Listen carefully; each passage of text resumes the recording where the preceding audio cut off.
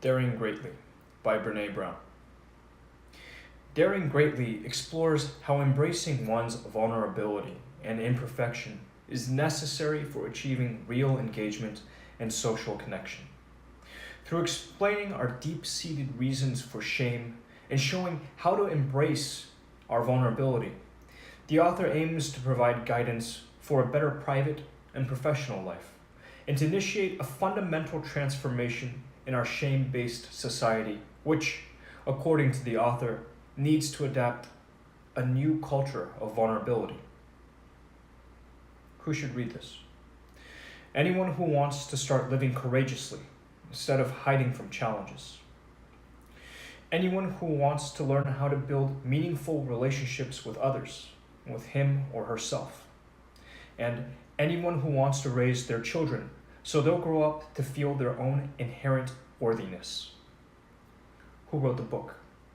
Brené Brown, PhD, is an awarded and renowned research professor at the University of Houston Graduate College of Social Work and has been researching the topic of shame and vulnerability for more than a decade. Her former work includes other books related to the topic, such as I Thought It Was Just Me from 2007 and The Gift of Imperfection from 2010. What's in it for me?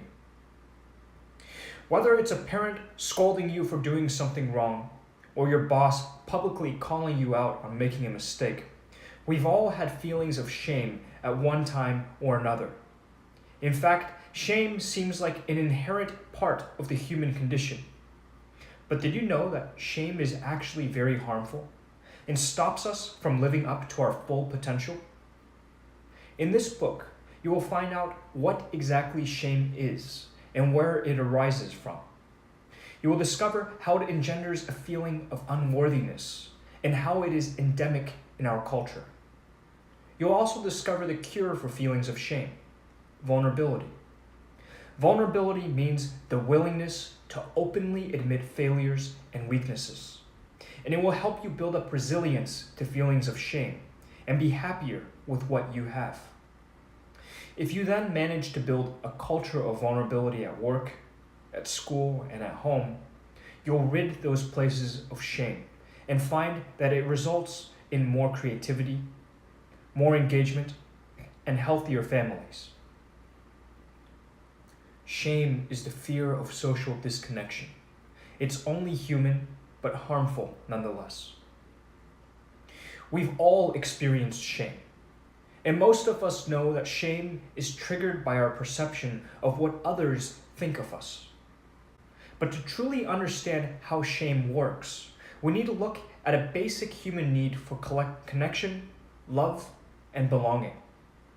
As social animals, we're wired to seek the company of others. Belonging to a group has always been crucial to our survival. In the Stone Age, for example, group members would attack any intruders to protect each other. This need is so strong that social disconnection causes real pain, one that neuroscience has shown is reinforced by our brain chemistry. So what's behind our feelings of shame? The belief that we're not worthy of the love, connection, and belonging that we need to survive. And if we feel this way, whatever we do or accomplish in our lives will not be enough to satisfy that basic need. The relationship between shame and worthiness can be observed, for example, in those instances when we show others something we've created, such as an essay we've written or a painting we've made.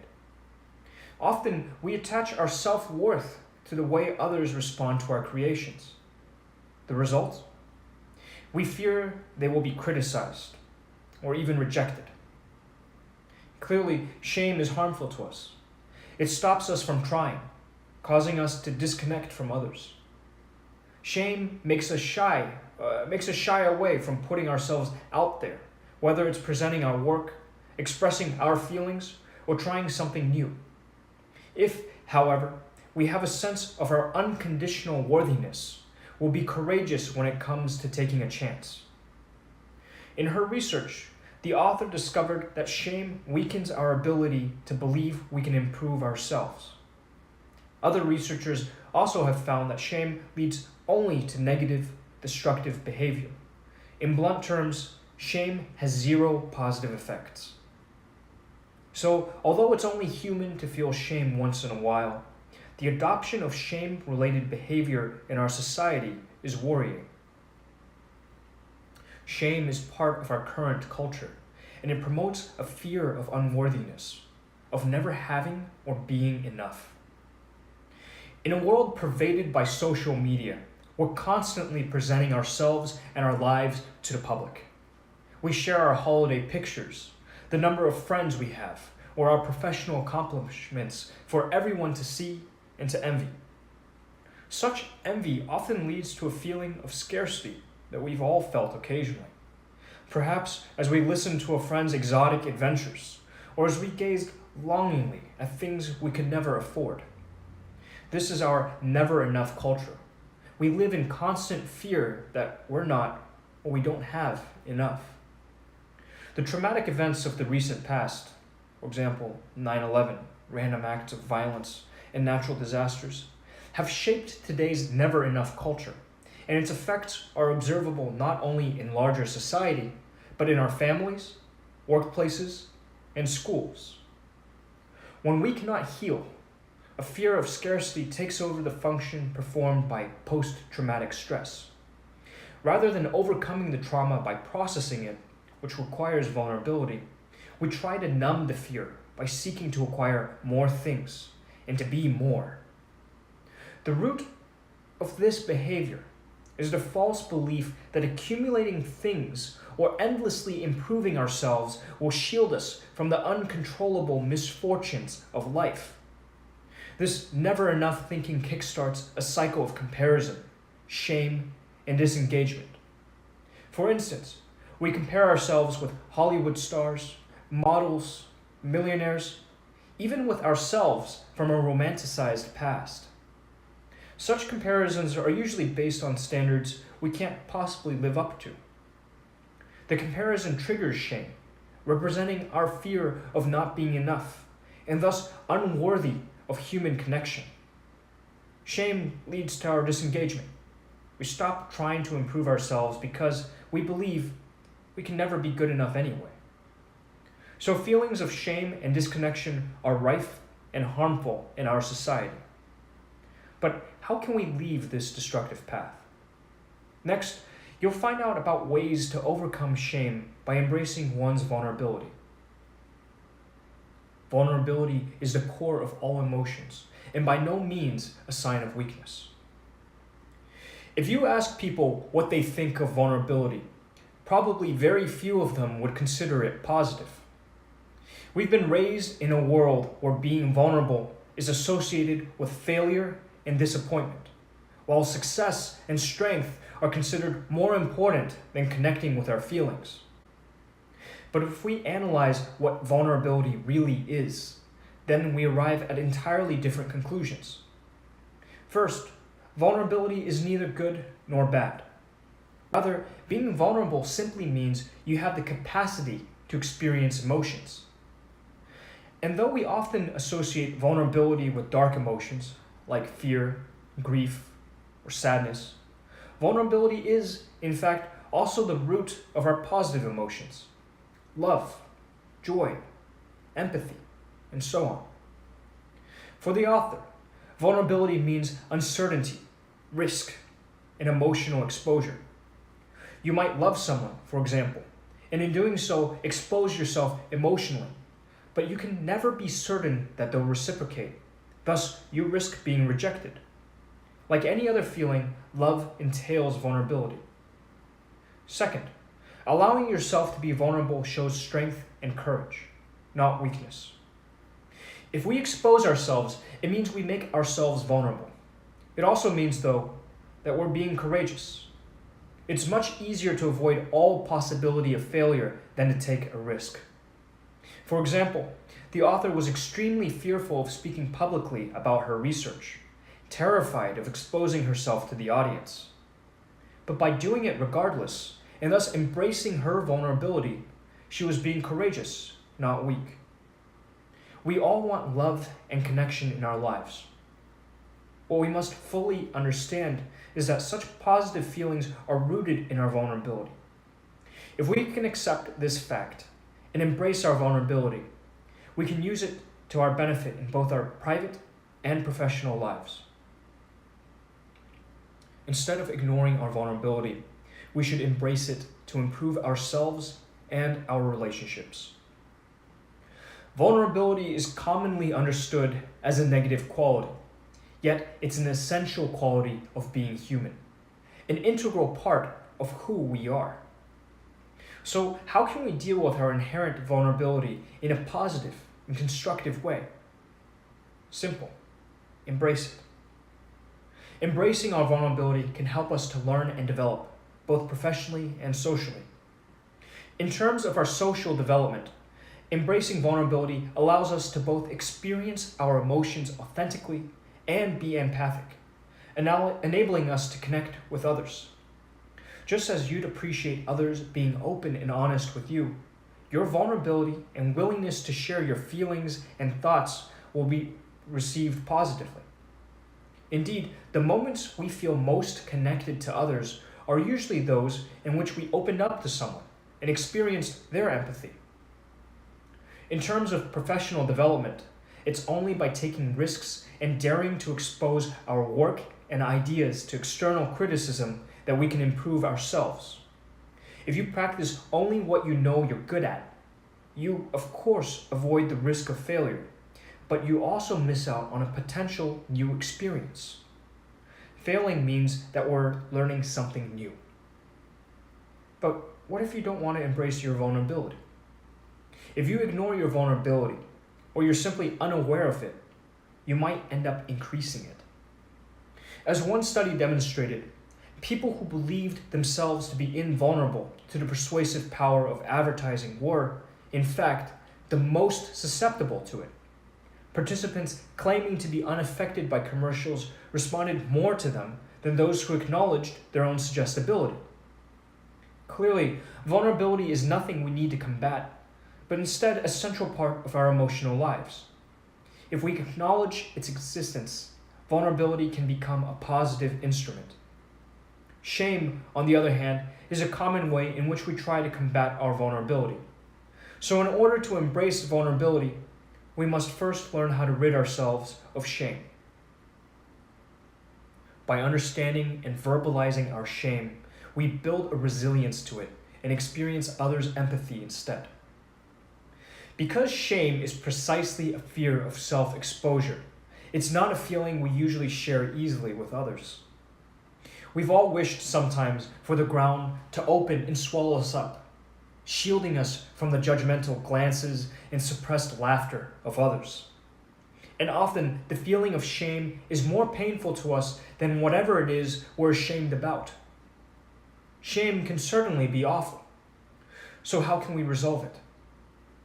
Talking about our feelings of shame and naming them often diminishes their power. In fact, verbalizing our shame actually makes us resilient to it. This is because shame gains power through being unspeakable. The less we talk about it, the more control it has over our lives. The problem is that it's natural for us to keep our shame to ourselves. Shame doesn't even require the presence of other people. Most of us are likely to be our own worst critic and maintain a stockpile of shame to draw from. But if we generate enough self-compassion, we're able to endure shameful experiences not only without feeling crushed, but to also emerge on the other side as more engaged and courageous. In other words, we make ourselves shame resilient. When we're resilient to shame, in situations where we normally feel shame, we can instead feel the empathy of others. Since we feel shame only when we fear others' opinions of us, we can become resilient to it by reaching out and verbalizing it. In doing so, others can then understand our fears and emotions, leading them to empathize with us. And we can then replace any feelings of shame with those of received empathy. We've all experienced the relief of opening up to others, our problems melting away as we begin to feel understood. This is a truly powerful weapon against shame. Gaining resilience towards shame is just the first step on our way to embracing vulnerability and to living a more engaged and connected life.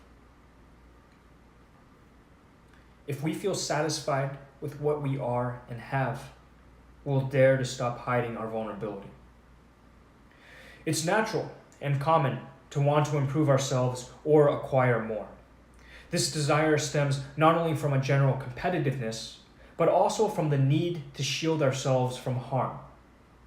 If only we were rich, successful, popular enough, we tell ourselves, we'd be immune to pain and disappointment. In other words, behind wanting to be and have more is our hope that we can rid ourselves of vulnerability. In reality, vulnerability cannot be overcome, only hidden. Most people are so uncomfortable with their vulnerability that they try to mask it from others, and even themselves. How do we hide it? Through behavioral patterns like perfectionism, foreboding joy, and numbing ourselves with alcohol and other drugs. For example, we've all experienced joyful moments that turned sour because we began to imagine something bad would happen. We do this to galvanize ourselves against the imagined impending doom, rather than feeling vulnerable to the feeling of joy itself. Perfectionism works the same way. We strive for perfection to shield ourselves from the possibility of failure. But if instead of allowing our fear of never enough to take over, we start accepting that we are and have enough already, this will enable us to unmask ourselves and reveal our vulnerability.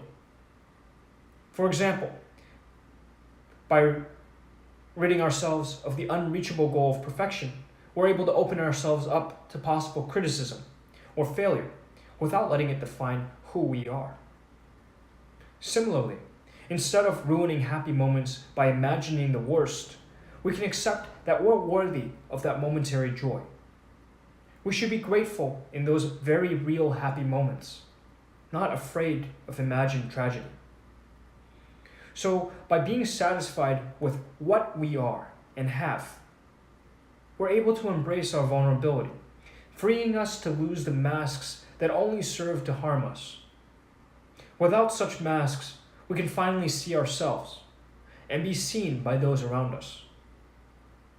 Next, you'll read about how a culture of vulnerability can be beneficial at work, at school, and at home. An atmosphere of shame is toxic to any workplace or school. We've all heard of some dubious motivational strategies meant to drive people toward desired objectives at school or at work. These include such concepts as benchmarking, where performance is compared to certain set rates or norms, and shaming and blaming, where people's weaknesses or failures are openly displayed. Office employees must sell a certain amount to get their bonus. School teachers read pupils' grades out loud to the class. And universities allow only the best undergrads to advance to their graduate programs. But anyone who's been under the threat of being publicly shamed knows all too well the hazardous effects it can have on one's productivity. First, shame can lead to disengagement. If we're forced to work or learn in a shame-based environment, at some point we stop being emotionally invested because feeling shame disconnects us from our surroundings. As a result, we probably won't work as hard anymore, or we might even disengage completely by quitting. Second, such disengagement threatens creativity, innovation, and learning. Whether at work or at school, if you want to come up with a creative new idea or an unusual but effective solution to a problem, you have to feel involved in what you're doing.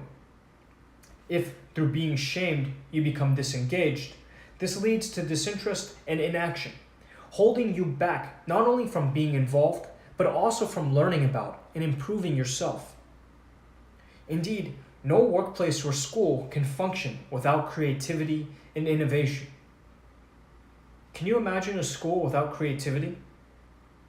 Learning involves starting to think independently and produce your own questions, answers, and ideas. In short, being creative. And businesses can't function without innovation, creating new products, adapting old ones for fickle, ever-changing marketplace. No enterprise could survive without it. As you can see, an atmosphere of shame in our workplaces and schools is harmful and counterproductive.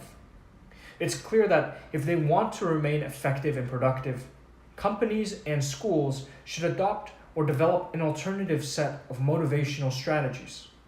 For instance, by encouraging vulnerability.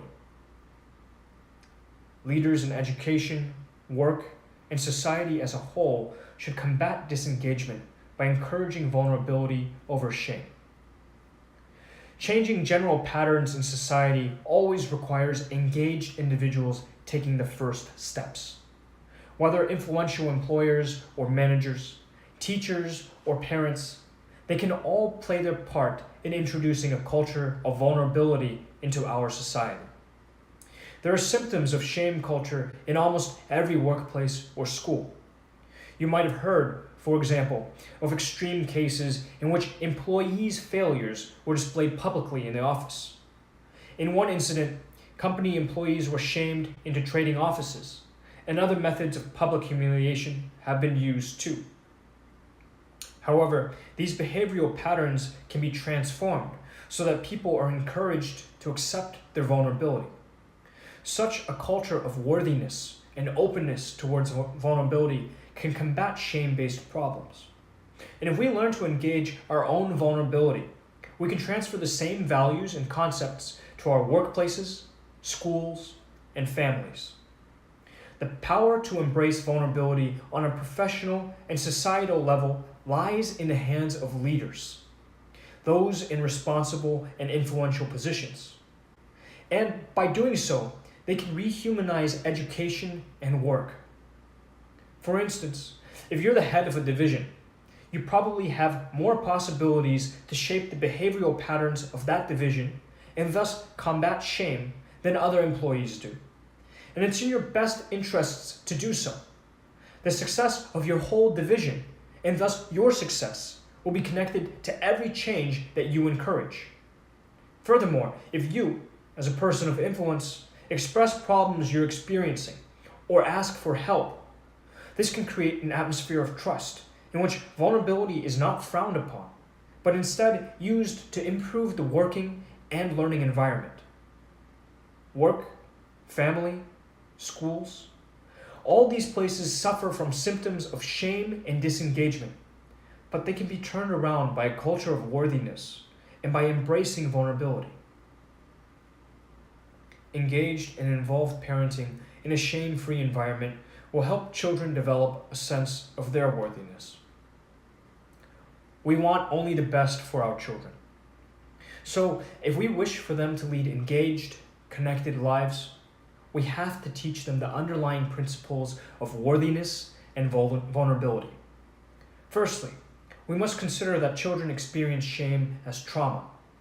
Shameful incidents early on in children's lives can influence not only childhood, but the rest of their lives too. Just think about times when you felt shame in your own childhood. Are they still vivid to you? On the other hand, if children don't experience shame, they feel worthy because they are loved unconditionally and sense that they belong. Family should be a place where we can truly be ourselves. For our children to grow up with a deep-rooted sense of worthiness and know they're good enough as they are, they need a shame-free home environment. It's far easier for them to learn to love themselves if they are loved unconditionally by their families. This is exactly why, as parents, we must teach our children shame resilience. We do so by being involved and engaged parents, but also by accepting our own worthiness. Creating such an atmosphere requires parents to act as role models, committing themselves to the norms and values of worthiness that they want their children to inherit, instead of simply preaching them.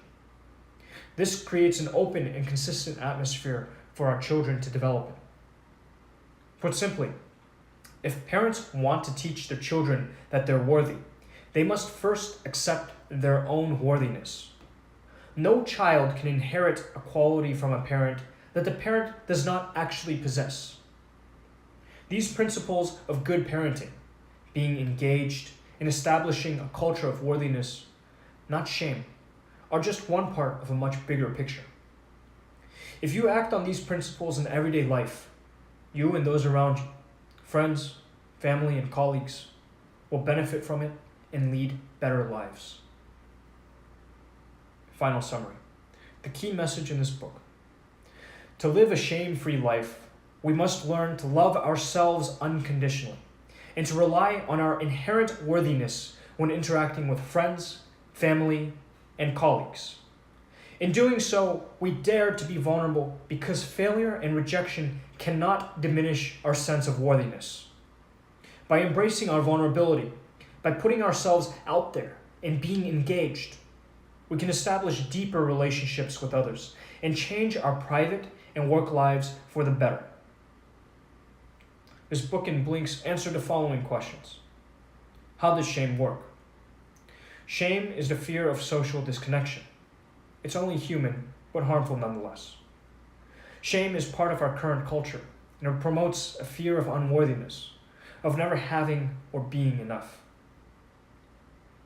What is vulnerability, and why is it the solution to the problem of shame? Vulnerability is the core of all emotions, and by no means a sign of weakness. Instead of ignoring our vulnerability, we should embrace it to improve ourselves and our relationships. How do we get from shame to vulnerability? By understanding and verbalizing our shame, we build a resilience to it and experience others' empathy instead. If we feel satisfied with what we are and have, we'll dare to stop hiding our vulnerability. How does a culture of vulnerability benefit our work, education, and families?